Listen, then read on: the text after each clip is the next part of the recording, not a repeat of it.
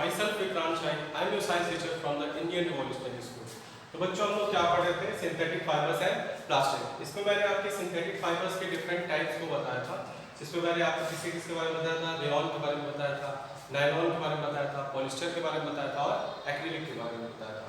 फिर हम लोगों ने डिस्कस किया था उसके प्रॉपर्टीज के बारे में और उसके यूजेस के बारे में। और उसके बाद से आज हम लोग क्या पढ़ने वाले हैं, आज हम लोग देखते हैं सिंथेटिक फाइबर्स के एडवांटेजेस क्या क्या होते हैं और डिसएडवांटेजेस क्या होते हैं। तो आपको पता है कि सिंथेटिक फाइबर जो होता है वो मोस्ट फेवरेबल और मोस्ट कंफर्टेबल क्लॉथिंग मटेरियल के लिए माना जाता है, ताकि हमारे जितने भी जो आउटफिट्स होते हैं, जितने भी हमारे कपड़े होते हैं, मैक्सिमम वो किसके बने होते हैं, इन्हीं सिंथेटिक फाइबर्स के बने होते हैं। यानी उसके कुछ एडवांटेजेस हैं, इसीलिए बाकी हर चीज़ के कुछ एडवांटेजेस होते हैं तो उसके कुछ डिसएडवांटेजेस भी होते हैं। तो उसी तरीके से सिंथेटिक फाइबर्स के भी एडवांटेजेस तो बहुत है, साथ साथ में कुछ डिसएडवांटेजेस भी है, तो उसी के बारे में आज हम लोग बात करने वाले हैं। तो सबसे पहले स्टार्ट करते हैं सिंथेटिक फाइबर्स के एडवांटेजेस के बारे में। Advantages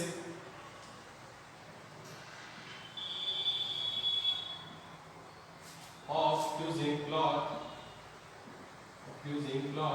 made from synthetic fiber,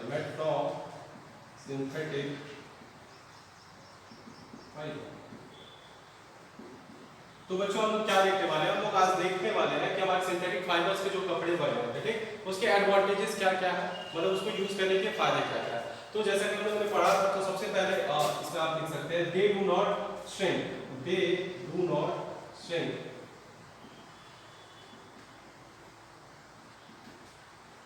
यानी जो सिंथेटिक फाइबर्स के जो कपड़े होते हैं वो सिकुड़ते नहीं है, यानी जो श्रिंक नहीं होता, सिकुड़ता नहीं है कपड़ा उसका, इसीलिए आप बोलते हैं उनको क्या होता है, व्रिंकल रेजिस्टेंट होते हैं, उसमें आयरनिंग कम करनी पड़ती है।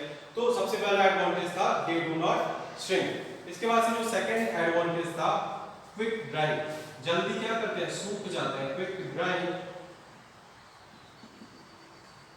and needs very little iron,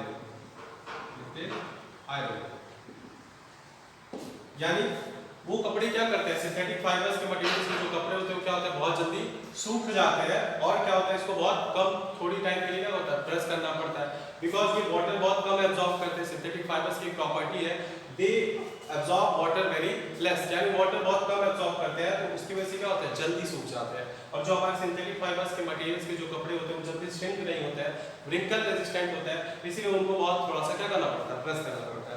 इसके बाद से जो हमारा अगला जो एडवांटेज है वो है क्या, ड्यूरेबल भी लिख सकते हैं, या फिर इसको हम क्या लिख सकते हैं, ड्यूरेबल और लास्ट लॉन्गर, यानी जो हमारे सिंथेटिक फाइबर्स के कपड़े होते हैं वो क्या होते हैं, लंबे टाइम के लिए हमारा साथ देते हैं, ड्यूरेबल होते हैं, बहुत टाइम के लिए आप क्या कर सकते हैं, यूज कर सकते हैं, in comparison to natural fibres. यानी जो नेचुरल फाइबर से बने हुए कपड़े होते हैं उसके कंपैरिजन में जो सिंथेटिक फाइबर्स मटेरियल्स के जो बने हुए कपड़े होते हैं वो क्या होते हैं, ड्यूरेबल होते हैं, और वो ज्यादा टाइम के लिए क्या करते हैं, चलते हैं।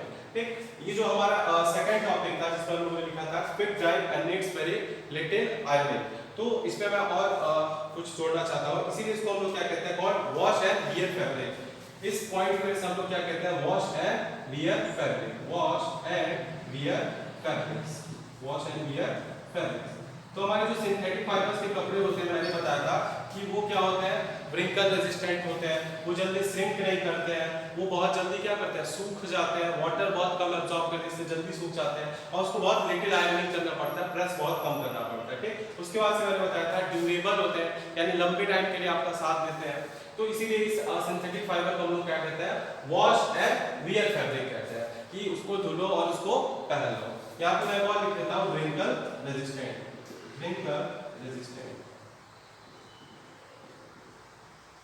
तो व्रिंकल रेजिस्टेंट की एक प्रॉपर्टी थी किसकी, सिंथेटिक फाइबर की। तो यहाँ पे हमने क्या पढ़ा, एडवांटेजेस पढ़ा किसका, सिंथेटिक फाइबर का। सबसे पहला एडवांटेज था दे डू नॉट श्रिंक।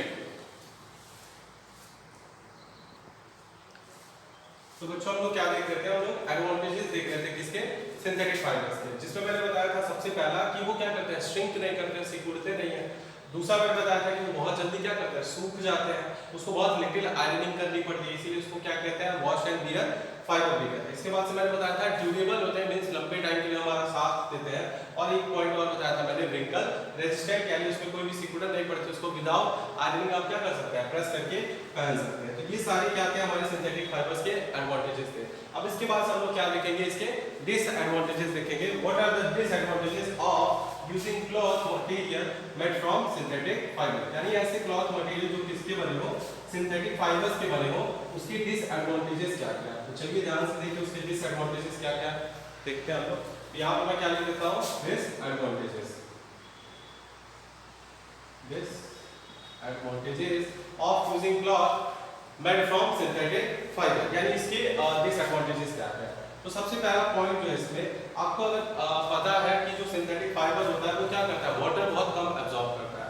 तो इसकी इस प्रॉपर्टी की वजह से जो क्या करता है, वाटर कम एब्जॉर्ब करता है, उसकी वजह से हम लोग क्या हो सकती है, प्रॉब्लम हो सकती है कब, हॉट एंड ह्यूमिड वेदर में। क्यों? क्योंकि जब हॉट और ह्यूमिड वेदर होता है, ठीक, तो हमारे बॉडी से क्या निकलता है, स्वेट निकलता है, पसीना निकलता है, और सिंथेटिक फाइबर का कपड़ा जो होता है वो वाटर नहीं एब्जॉर्ब करता है, जिसकी वजह से वो जो स्वेट होता है वो वाटर के फॉर्म में वो हमारा जो क्लॉथ होगा सिंथेटिक फाइबर का वो उसको एब्जॉर्ब नहीं करता है, ठीक है। तो उसके एब्जॉर्ब नहीं करने की वजह से जो हमारा जो बॉडी है वो कैसा हो जाता है, स्टिकी हो जाता है। क्यों? क्योंकि जब तक वो वाटर एब्जॉर्ब नहीं करेगा कपड़ा तब तक वो सूखेगा नहीं। इसी वजह से क्या होता है, जो फाइबर्स होते हैं सिंथेटिक फाइबर्स के जो क्लॉथ मटेरियल होते हैं वो भीग जाते हैं थोड़े टाइम बाद, और फिर क्या करते हैं, हमारे शरीर से चिपक जाते हैं और वो थोड़ा सा अनकंफर्टेबल बना देता है। तो इसको मैं यहाँ पे लिख देता हूँ, since they do not absorb water or sweat,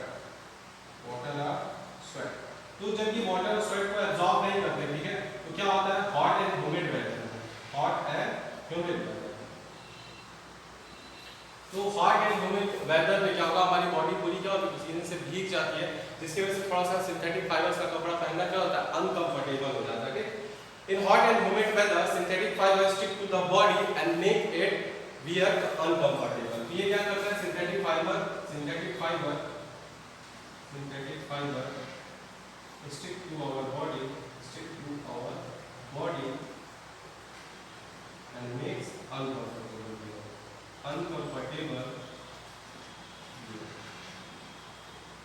यानी क्या हो जाता है, भीग जाता है कपड़ा, बिल्कुल क्या होता है, भीग जाता है। क्यों? क्योंकि वो वाटर नहीं एब्जॉर्ब करता, उसकी वजह से आपकी पूरी बॉडी जो होती है पसीने से भीग जाती है, और फिर वो आपको थोड़ा सा क्या कर देता है, अनईजी कर देता है, अनकंफर्टेबल कर देता है सिंथेटिक फाइबर्स के कपड़े को पहनने में। तो सबसे पहला जो डिसएडवांटेज था उसका यही था।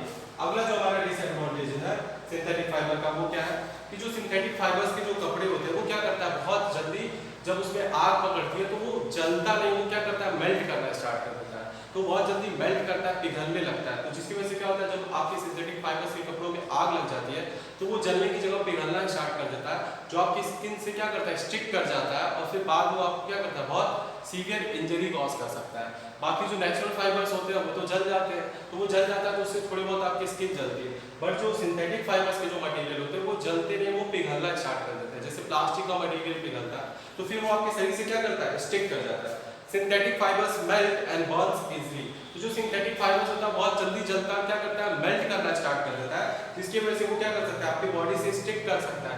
इसीलिए एडवाइस किया जाता है कि अक्सर हम जब किचन में खाना बनाए जाते हैं तो हमको ध्यान देना चाहिए कि हमने जो कपड़ा पहना वो किसका ना बनाओ, सिंथेटिक फाइबर्स का ना बनाओ। इन केस अगर कभी आग लग जाती है तो फिर सिंथेटिक फाइबर्स का कपड़ा आपने जो पहना है उस पर आग जब पकड़ेगी तो वो क्या करेगा, मेल्ट करना स्टार्ट करेगा, और वो आपकी स्किन से क्या कर सकता है, स्टिक कर सकता है। यहाँ पे मैं लिख देता हूँ, दे burn and melt easily, they burn and melt easily and stick to skin,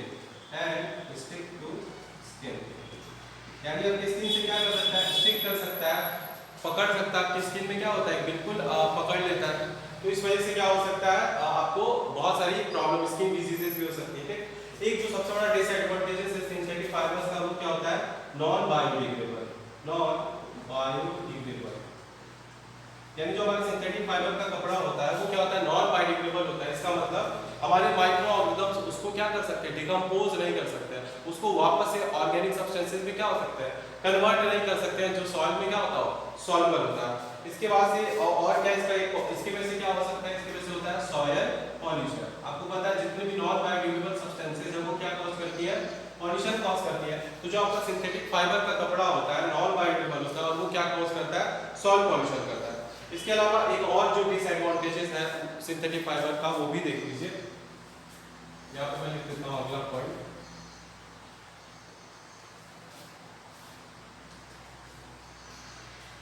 चलिए बच्चों देखिए, तो हमारा जो अगला पॉइंट था वो क्या था, ये इसका लास्ट डिसएडवांटेज है।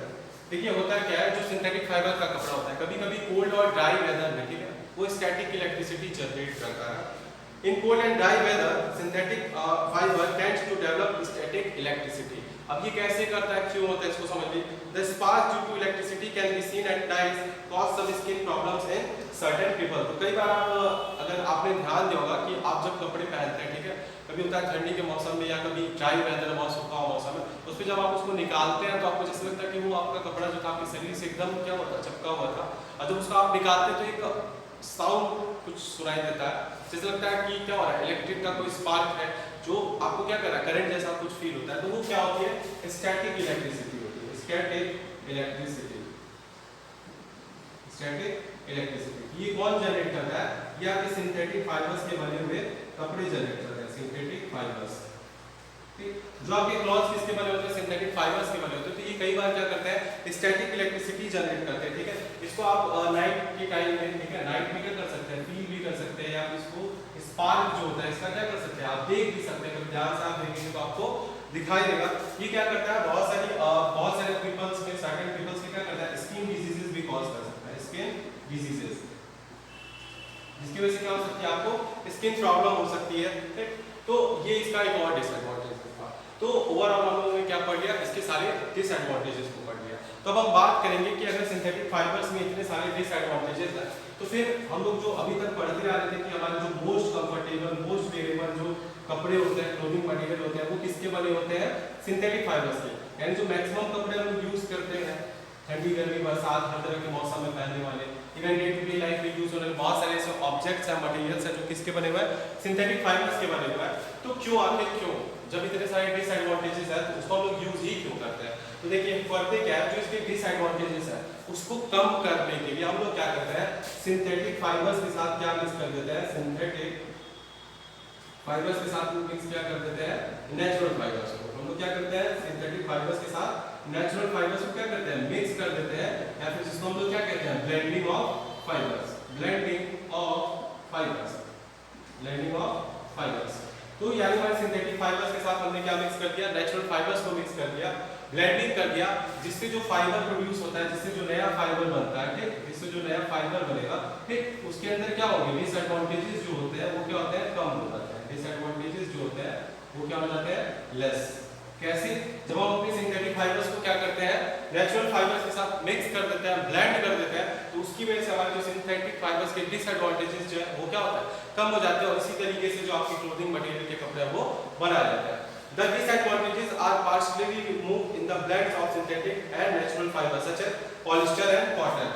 आपको एक एग्जांपल मैं बता देता हूँ, जब पॉलिस्टर और कॉटन को हम लोग क्या करते हैं, मिक्स कर देते हैं। पॉलिस्टर क्या है आपका, एक सिंथेटिक फाइबर है, और नेचुरल फाइबर कौन सा है, कॉटन।